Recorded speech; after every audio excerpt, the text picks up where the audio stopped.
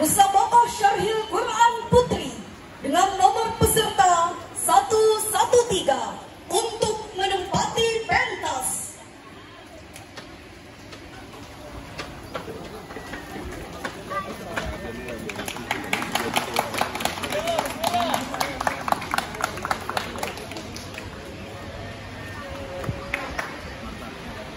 Lalu makin duduk ini. Ini live. Silakan. Sukses.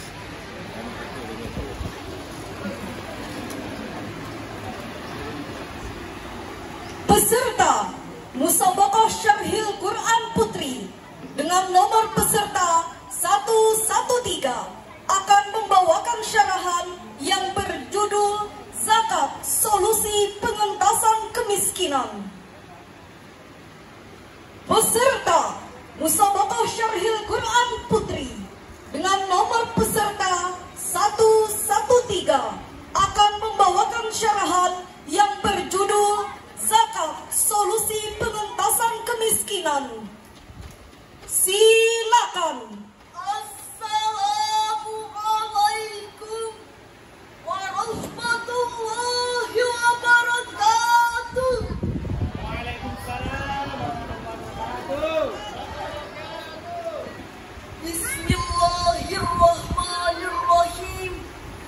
Alhamdulillahilladzi aujaba zakata ala kulli muslimin. Kama qala Allah ta'ala fi kitabihil mubin. Wassalatu wassalamu ala khatamil anbiya'i wal mursalin wa ala alihi wa sahbihi ajma'in. Amma ba'd.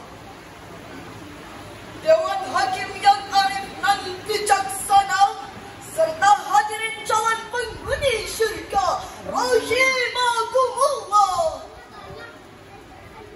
Indonesia sungguh memikat, rakyatnya ramah dan bermartabat. Jika umat bersatu membayar zakat, niscaya hidup akan penuh rahmat. Menurut World Population Review tahun 2022, Indonesia termasuk ke dalam 100 negara termiskin di dunia. Kemiskinan di negara kita mengalami peningkatan yang sangat signifikan. Berdasarkan data Badan Pusat Statistik Nasional, pada September tahun 2022 yang lalu, jumlah penduduk miskin mencapai 26,36 juta jiwa. Padahal, bukankah kemiskinan bisa mengakibatkan kebodohan? Bukankah kemiskinan bisa mengakibatkan keterbelakangan? Bukankah kemiskinan bisa mengakibatkan kejahatan? Bukankah kemiskinan bisa mengakibatkan kekufuran? Bahkan kemiskinan bisa mengakibatkan negeri ke dalam jurang kehancuran. Betul? Jika demikian, bagaimanakah konsep Islam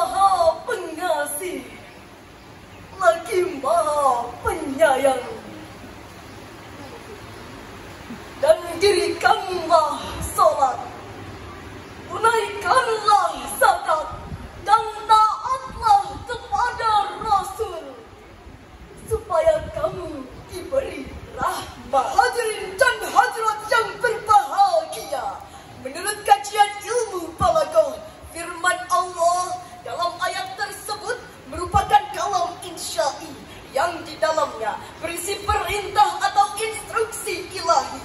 Hal ini dikuatkan dengan kaidah usul fikih al-aslu fil amri lil wujub. Pada asalnya suatu perintah menandakan kewajiban. Dengan demikian wajib bagi saya, saudara dan seluruh insan-insan beriman untuk selalu mendirikan salat dan menunaikan zakat serta menunjukkan rasa taat kepada Rasul sebagai pemimpin umat, sebagaimana terangkai dalam kalimat wa aqimus salata wa atuz zakah wa atiiur rasul la'allakum turhamun. Ai atimus salawatil khamsa wa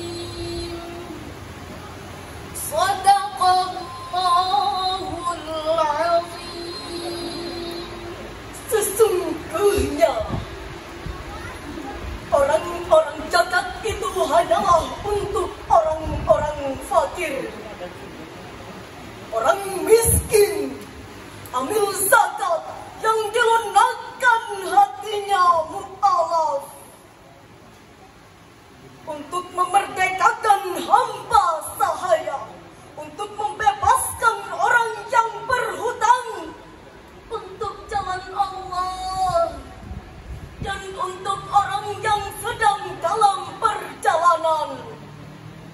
Sebagai kewajiban dari Allah.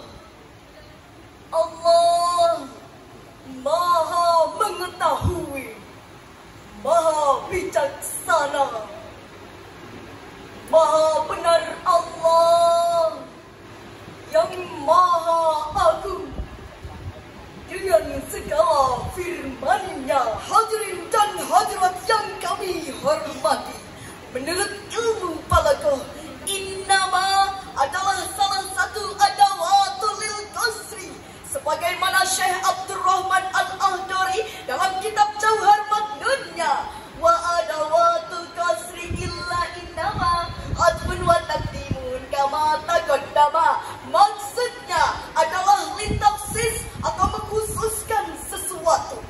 Innama sadaqatu lil fuqara'i wal masakin, ay la tunalu sadaqatu illa lil fuqara'i wal masakin wa man sammahumullahu ta'ala.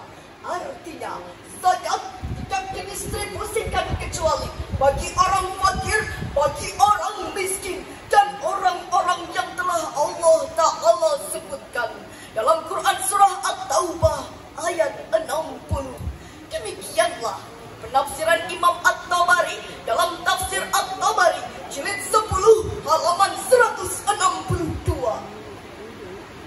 Adapun fakir miskin sebagai skala prioritasnya, Allah menginginkan agar harta itu tidak hanya bergulir dari si kaya ke si kaya saja, tidak hanya dirasakan oleh si kaya saja, tidak hanya dinikmati oleh si kaya saja, tapi harus dirasakan dan dinikmati oleh si miskin. Inilah konsep Islam dalam mengentaskan kemiskinan melalui zakat.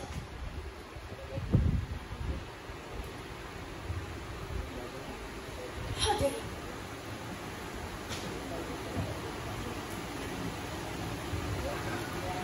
dengan demikian